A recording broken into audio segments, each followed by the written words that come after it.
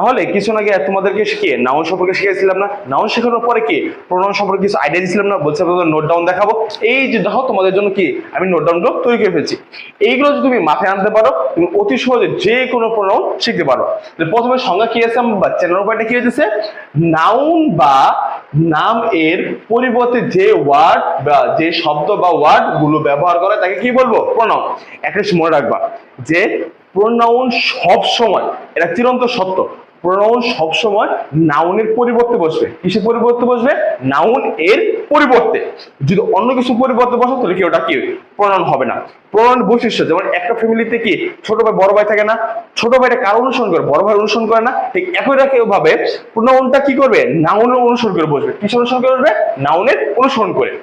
তাহলে দেখো এখানে আমি একটা কি উদাহরণ লিখছি, কি লিখছি, he is a good student. তাহলে দেখো এখানে কি, এখানে আমি নাম ইউজ করতে পারতাম না, রহিম, করিম, সালাম, জব্বাস ইউজ করতে পারতাম না, কিন্তু তাদেরকে বোঝানোর জন্য আমি একটা কি ভিন্ন রকমের ওয়ার্ড ব্যবহার করছি না। এই ভিন্ন রকমের ওয়ার্ডটা হচ্ছে আমাদের কি প্রোনাউন, ভিন্ন ওয়ার্ডটা কি প্রোনাউন।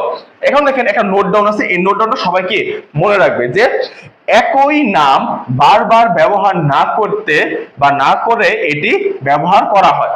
আমরা দেখি যে প্যারাগ্রাফ লিখি, যখন প্যারাগ্রাফে কি বারবার কি নামটা ইউজ করতে কি ভালো লাগে, যখন কি শুরুতে শিখেছিলাম। ঠিক একই রকম ভাবে আমরা কি করব, ওই নাউন মানে কি ওই নাউনটা বা নামটা বারবার না লিখে ওই ব্যক্তিকে বা ওই জিনিসটাকে বোঝানোর জন্য যে জিনিসটা ব্যবহার করবো তাকে আমরা কি বলবো, প্রনাউন বলবো। তাকে আমরা কি বলবো, প্রনাউন।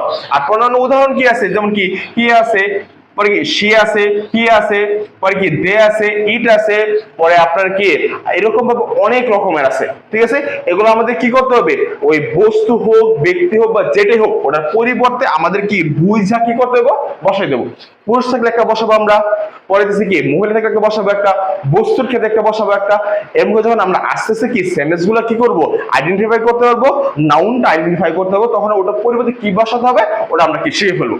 ঠিক আছে, তাহলে আমরা যে এত কিছু যে বুঝলাম মাথা মধ্যে মানে কি আপনাদের মাথা মধ্যে ঢুকছে, আশা করি সবাইকে একদম সুন্দর করে বুঝতে পারছেন। আর যদি বুঝতে না পারেন আমাদের কি তো পেজ আছে, আমাদের কি ইউটিউব চ্যানেল আছে, সেই ক্ষেত্রে আপনি কি করবেন, ওখানে আমাদের কি নক দিয়ে জানাবেন অথবা কমেন্ট বক্সে জানাবেন। আমরা চেষ্টা করবো আপনাদেরকে আরো ভালোভাবে বোঝানোর জন্য। ঠিক আছে, তাহলে আজকে এই পর্যন্ত আমরা কি করবো, পনেরো রাখবো। ইনশাল্লাহ আরো যে টপিক গুলো আছে আমরা কি পরবর্তী যে ক্লাসগুলো আছে নিয়ে আসবো, আপনাদের বোঝানোর চেষ্টা করবো। ঠিক আছে, আজকে এই পর্যন্তই, তাহলে আসি। আসসালামু আলাইকুম।